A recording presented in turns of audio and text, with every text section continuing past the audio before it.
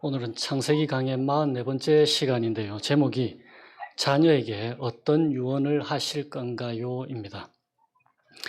저희 아버님은 살아생전에 제게 당부하신 게 딱 한 가지였습니다. 형제 우애. 아마 제 아버님께는 형제 우애보다 더 중요한 게 없으셨던 모양입니다. 각자가 임종의 순간에 가족들이 침대를 둘러서 있는 모습을 한번 상상해 보세요. 그때 인생을 돌아보면서 자녀들에게 마지막으로 하고 싶은 말이 무엇일지 혹시 생각해 보셨습니까? 우리가 자녀들에게 남기는 유언은 사실 우리가 어떠한 인생을 살았는지를 반영해 줍니다. 인생에서 가장 중요한 것이 무엇이라고 생각하는지 그것을 남겨질 자녀들에게 말해 줄 거잖아요. 그런데 그리스도인인 우리가 어떠한 인생을 살았는지는 사실 우리가 하나님을 어떠한 분으로 이해하고 있느냐에 따라서 결정이 될 거예요. 그러므로 오늘 말씀을 통해서 우리 각자가 하나님을 어떤 분으로 이해하고 있는지를 점검해 볼 수 있기를 소망합니다.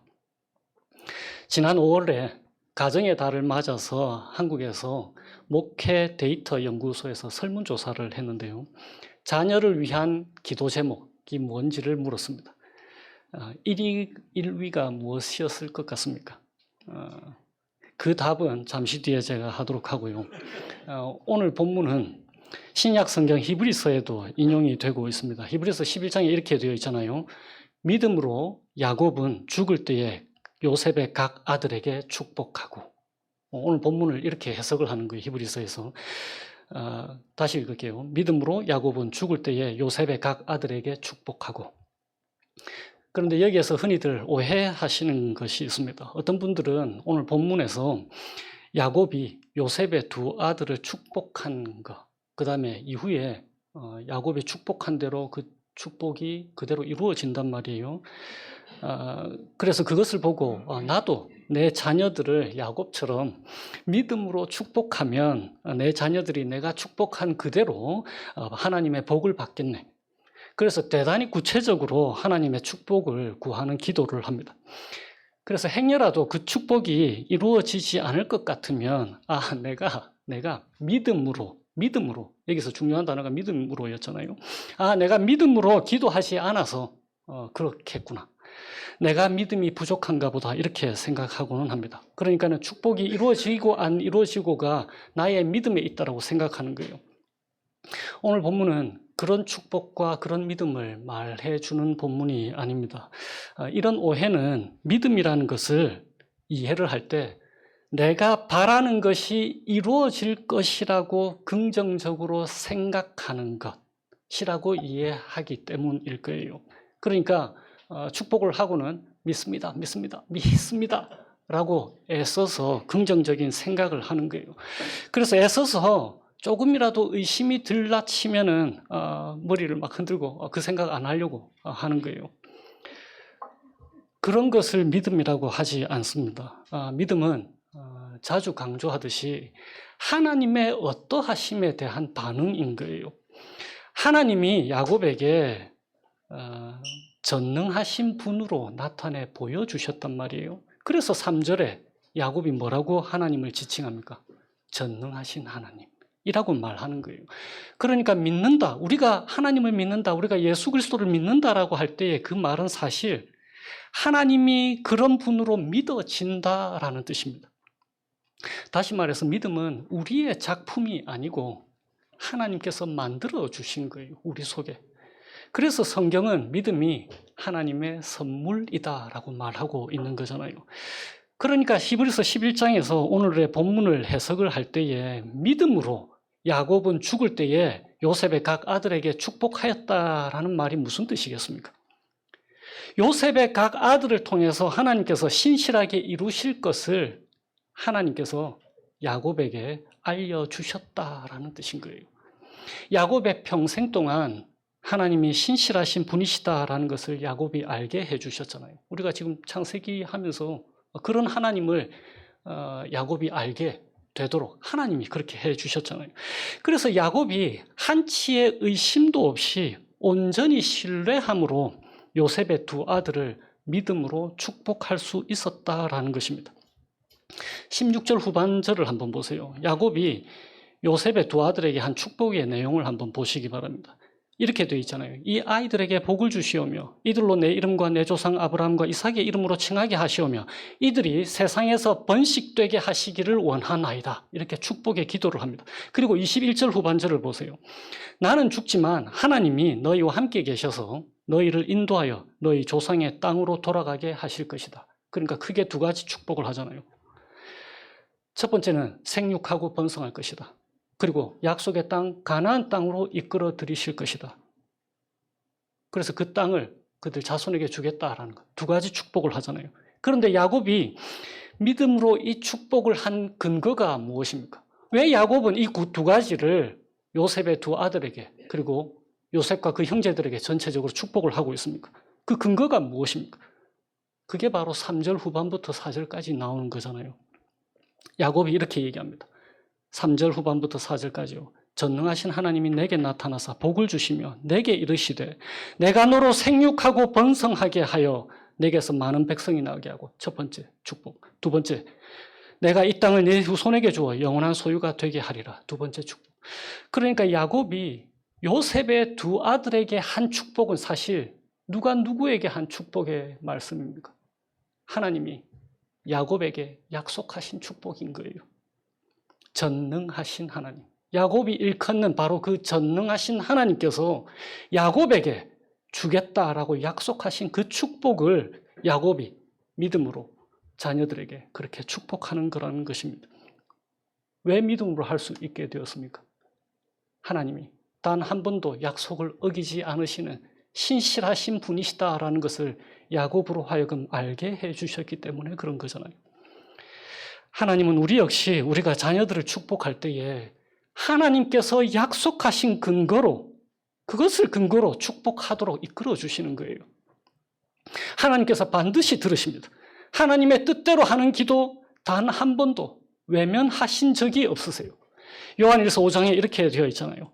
그를 향하여서 우리 하나님을 향하여서 담대함을 가지는 것 바로 이것이니 뭐라고 되어 있습니까? 그분의 뜻대로 기도하면 그가 들으신다. 바로 그거잖아요. 두 번째 함께 나누고 싶은 복음은 하나님께서 야곱이 하나님을 어떻게 이해하도록 인도해 주셨냐는 것입니다. 야곱이 오른손을 에브라임에게 왼손을 므낫세에게 이렇게 어긋나게 해서 머리에 얹는 거예요. 야곱이 장남인 므낫세보다 둘째인 에브라임을 앞세우는 것입니다. 그런데 요셉이 별로 기분이 안 좋잖아요. 오늘 본문에 요셉이 생각합니다. 아버지가 눈이 어두워서 착각하시나 보다. 그래서 요셉이 억지로 야곱의 오른손을 들어서 에브라임의 머리에서 므낫세 쪽으로 그리고 므낫세 쪽에 있던 그 왼손을 들어서 에브라임 쪽으로 자기가 원래 생각했던 대로 야곱의 손을 원래 위치로 옮기려고 하는 거예요. 그때에 야곱이 말합니다. 나도 안다, 내 아들아, 나도 안다. 오늘 이 장면은 27장에서 이삭이 야곱을 축복할 때를 기억나게 하는 사건이에요. 공통점이 무엇입니까? 오래전에 이삭도 눈이 어두워서 잘 안 보여서 야곱을 에서로 착각하고 축복했잖아요. 차이점이 무엇입니까? 27장에서 이삭은 야곱을 에서로 혼돈했어요. 그런데 오늘 48장에서 야곱은 에브라임과 므낫세를 눈이 보이지 않음에도 잘 알고 있는 거예요. 오히려 요셉이 잘 보인다고 하는 요셉이 혼동하고 있는 것입니다. 야곱이 그의 삶 147년을 살면서 하나님께서 야곱이 무엇을 깨닫게 해주셨습니까? 야곱은 자신이 어떠한 사람인지를 아는 거예요. 하나님의 복을 받을 자격이 없는 사람인 것을 잘 알고 있습니다. 사기꾼 같은 삶을 살아서 쌍둥이 형 에서에게 쫓겼고 장인어른 라반에게서 쫓겼고 아내가 넷이잖아요. 가정의 평화라고는 없는 삶을 자신이 만들어 놨습니다. 자식들 편애해서 형제 사이에 우애가 아니고 불화를 일으켰잖아요. 그 불화가 형제 살인에 이를 정도로. 그런데 그런 야곱에게 하나님이 대하시는 방식이 무엇입니까? 변치 않는 약속으로 축복하셨다라는 거예요. 야곱이 무엇을 깨닫게 해주셨습니까? 하나님의 축복의 방식이 세상의 방식과 다르다라는 거예요. 세상의 방식은 더 많은 것을 받을 자격을 장남에게 줍니다. 그런데 하나님은 세상의 방식과 다르다는 것을 알려주시는 거예요. 하나님이 어떤 분이시라는 것입니까? 받을 자격이 없다라고 생각하는 자에게도 하나님께서 복 주심을 기뻐하시는 분이시다라는 거예요. 세상이 말해주는 자격과 상관없이 하나님은 하나님께서 뜻하셔서 기뻐하시는 그분의 자녀들에게 한량없는 복을 주겠다라고 말씀해 주시는 거예요. 세상이 우리에게 말해주는 복받는 자격이 무엇입니까? 뭔가 받을 만한 훌륭한 일을 하는 것. 뭔가 좀 더 다른 사람들보다 가치가 있어 보이는 것. 그것이 능력이든지 사회적 지위든지 교육이든지 성품이든지 뭔가 받을 만해야 복을 받을 것이다라고 말해 주잖아요. 그런데 하나님은 무엇이라고 말씀하십니까? 로마서 말씀입니다. 9장. 무슨 선이나 악을 행하지 아니한 때에 오직 긍휼히 여기시는 하나님으로 말미암는다 라고 우리에게 말씀해 주시는 거예요. 그러니까 자격 없는 자들에게 우리 주 예수 그리스도 안에서 차별 없이 주시는 하나님의 은혜를 오늘 본문을 통해서 우리에게 말씀해 주시는 거예요. 도대체 무슨 일이 있었기에 하나님께서 자격 없는 우리를 우리 주 예수 그리스도 안에서 차별 없이 은혜를 부어주시는 것입니까? 대체 어떤 이유로 하나님이 자격 없는 우리에게 변치 않는 약속으로 복을 주시려고 하시는 것입니까? 그것이 바로 세 번째 그리고 가장 중요한 복음입니다. 15절과 16절을 한번 보세요. 그가 요셉을 위하여 축복하여 이르되 내 조부 아브라함과 아버지 이삭이 섬기던 하나님, 나의 출생으로부터 지금까지 나를 기르신 하나님, 나를 모든 환난에서 건지신 여호와의 사자. 여기서 여호와의 사자는 하나님의 메신저라는 뜻인데 하나님의 메신저이기 때문에 하나님과 같은 의미로 썼다라고 보시면 됩니다. 혹은 성육신 전에 인간의 몸으로 오신 성자 하나님을 지칭할 때 이 단어를 쓰곤 합니다. 어쨌든 하나님, 16절에 나를 모든 환난에서 건지신 여호와의 사자, 곧 하나님께서 이 아이들에게 복을 주시오며 이들로 내 이름과 내 조상 아브라함과 이삭의 이름으로 칭하게 하시오며 이들이 세상에서 번식되게 하시기를 원하나이다. 여기 16절에 나를 모든 환난에서 건지신에서 건지다라는 이 단어는 기업을 무르다라는 뜻이에요. 영어로는 redeem하다라는 뜻입니다. 그러니까 대신 사주다, 대신 책임지다라는 뜻을 가진 단어입니다. 누가 생각나요? 모압 여인 룻의 기업 물을 자가 되어준 보아스.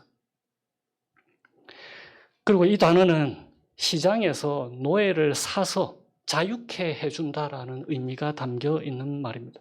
그러니까 건지다라고 할 때는 무엇이 항상 동반합니까? 지불되는 값이 필요한 거예요. 바로 우리 주 예수 그리스도의 피값으로 우리를 사서 죄의 노예 상태에서 건져주셨다라는 의미를 우리에게 전달하려고 하는 거예요. 우리의 완전하신 기업 물을 자, 우리의 리디머라고 하는 우리 주 예수 그리스도를 일컫는 단어를 사용한다라는 거예요. 로마서 3장에 이렇게 되어 있습니다. 곧 예수 그리스도를 믿음으로 말미암아 모든 믿는 자에게 미치는 하나님의 의인이 차별이 없느니라. 그리고는 이렇게 되어 있어요. 그리스도 예수 안에 있는 속량으로 말미암아, 이 속량이라는 단어가 똑같이 기업을 무르다, 건져내다라는 뜻입니다. 48장 16절에 이렇게 되어 있잖아요. 모든 환난에서 건져주신 분. 어떤 때는 야곱이 하나님께 잘해서 건져주고 어떤 때는 그렇지 않아서 안 건져주고 하신 분이 아니라 모든 환난에서 건져내신 분이다라는 거예요. 바로 이것이 우리에게 확신과 평강과 기쁨을 주는 것입니다. 우리의 어떠함이나 자격에 따라서 하나님께서 은혜를 베풀어 주신다면 우리 중 하나님의 은혜를 받을 사람 아무도 없잖아요. 오직 그리스도 예수 안에 있는 속량으로 말미암아 차별 없이 주시는 하나님의 은혜인 것입니다. 이제 마지막으로 이 점을 곰곰이 생각해 보세요. 야곱 가족들은 모두 가나안에서 이주해 온 사람들이잖아요. 에브라임과 므낫세는 어떻습니까? 요셉이 애굽에서 낳은 아들들이잖아요. 그들의 엄마가 누구입니까? 온의 제사장의 딸. 그러니까 애굽 사람인 거예요. 다른 모든 형제들과 달리 에브라임과 므낫세는 호화로운 생활을 했을 거예요. 총리의 아들들이잖아요.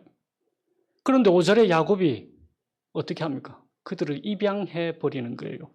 21절에 뭐라고 축복하냐면 하나님이 너희를 인도하여 너희 조상의 땅으로 돌아가게 하실 것이다.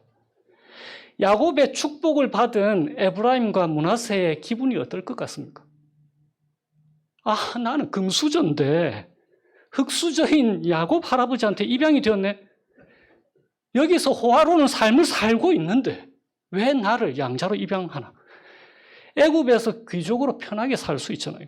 뭐 한다고 내가 할아버지 야곱이 아직 소유하지도 않은 가나안 땅에 가서 살아야 되는데 민주주의에 어긋나네. 내 의견은 묻지도 않고 말이죠. 그런데 야곱을 통해서 하나님께서 에브라임과 므낫세에게 무엇을 말씀해 주려고 하십니까? 애굽이 너희가 영원히 거주할 곳이 아니다라는 거예요.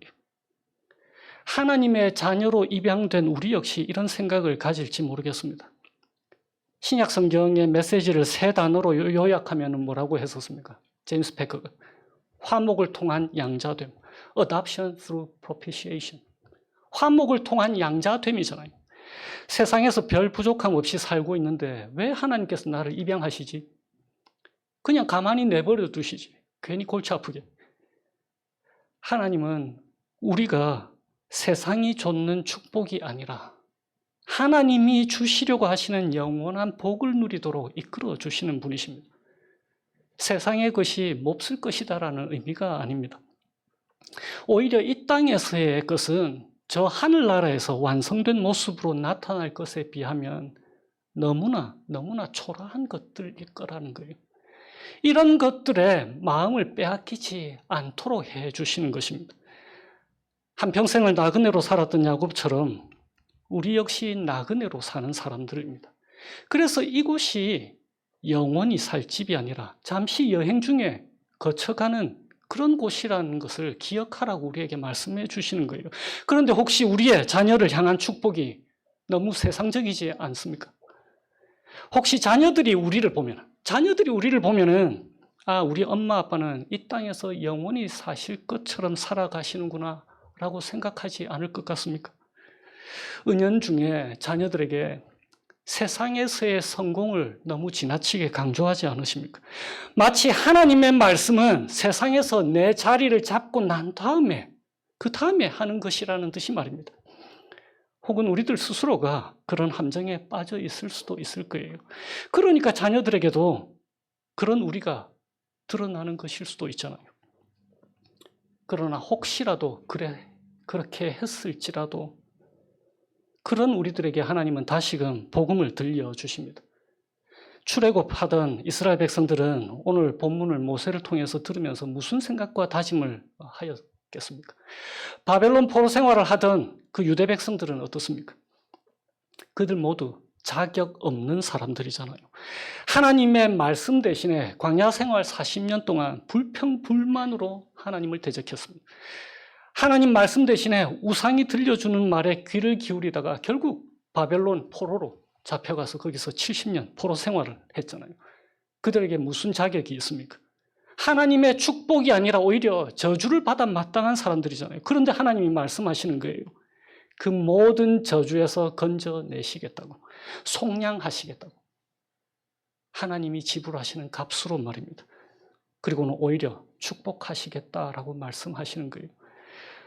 오늘을 사는 우리와 우리 자녀들에게도 하나님께서 동일하게 말씀하십니다. 그리스도 예수 안에 있는 속량으로 말미암아 하나님의 은혜로 값 없이 의롭다 하심을 얻는 자 되었느니라 라고 말씀하시면서 말입니다. 나이가 드는 것, 늙어갈수록 좋은 점이 하나 있습니다. 저는 이제 반백살을 간 넘었는데 나의 시간을 조금씩 흐를수록 나 자신을 더 잘 알게 된다는 것. 제가 하나님 앞에서 내세울 게 없구나라는 것. 저는 잘난 게 하나도 없구나라는 것. 그거 조금씩 더 알게 되는 것 같아요. 그럴수록 하나님의 은혜가 얼마나 큰지를 조금씩 더 알아가는 것 같습니다. 그래서 시간이 갈수록 나 자신에게가 아니라 그리스도 예수 더 의지할 수 있도록 이끌어 주시는 것 같아요. 말씀을 맺습니다. 목회 데이터 연구소가 자녀를 위한 기도 제목에 대한 설문조사를 했는데 설문조사 대상자가 한국에 있는 목사들이었어요. 총 522명이 참가를 했는데 자녀를 위한 기도 제목 1위가 무엇이었을 것 같습니까? 4명 중 3명이 압도적으로 73%의 목사들이 복음의 의미를 아는 자녀가 되도록, 그것이 자녀를 위한 기도 제목 1위였어요. 더 고무적인 것은 작년 2022년 같은 설문을 했는데 그때 조사 대비 복음의 의미를 아는 자녀가 되도록 하는 그 기도 제목을 1순위로 꼽은 사람이 10%포인트 증가했다라는 거예요. 지난 수년간 한국교회는 대단히 좋지 않은 모습을 많이 보여왔습니다. 그런데 이번 설문조사를 보고 저는 대단히 기뻤어요. 한국교회가 대단히 희망적이다라고 생각할 수 있게 되었습니다. 지난 리트릿 주제가 무엇이었습니까? 복음이 이끄는 삶이잖아요. 그걸 한국교회 목회자들이 자녀를 위해서 바라는 기도 제목 1위였다라는 거예요. 이제 자녀들에게 어떤 유언을 하실 것입니까? 자녀들인 청년들은 부모에게, 친구에게 무엇을 말해주고 이 땅을 마무리할 것입니까? 혹시 그 유언들이 전능하신 하나님의 말씀과 상관없는 것 혹시 아닌가요? 우리 주 예수 그리스도께서 우리를 건져내셨습니다. 성령으로 우리를 변화시키셨어요. 하나님은 우리에게 복음을 선물해 주셨습니다. 이 복음 안에 한 주를 하나님과 동행하시면서 살아가시게 되기를 주님의 이름으로 축원드립니다. 기도하시겠습니다. 주님, 주님과 같은 신이 어디에 있겠습니까? 주님께서는 죄악과 그 기업의 남은 자의 허물을 사유하시고 인애를 기뻐하심으로 진노를 오래 품지 않으시는 분이십니다. 다시 저희를 불쌍히 여기셔서 저희의 죄악을 발로 밟으시고 저희의 모든 죄를 깊은 바다에 던져주셨습니다. 주께서 옛적에 아브라함과 이삭과 야곱에게 맹세하신 대로 자격 없는 저희들에게 성실을 베푸시고 저희들에게 인애를 더해 주시니 참 감사해요. 주 예수 그리스도 안에 변치 않는 하나님의 이 은혜에 굳게 서게 하여 주세요. 그래서 저희들 한 사람 한 사람이 저희들의 믿음과 소망을 오직 하나님께 두게 하여 주시기를 예수님의 이름으로 기도합니다.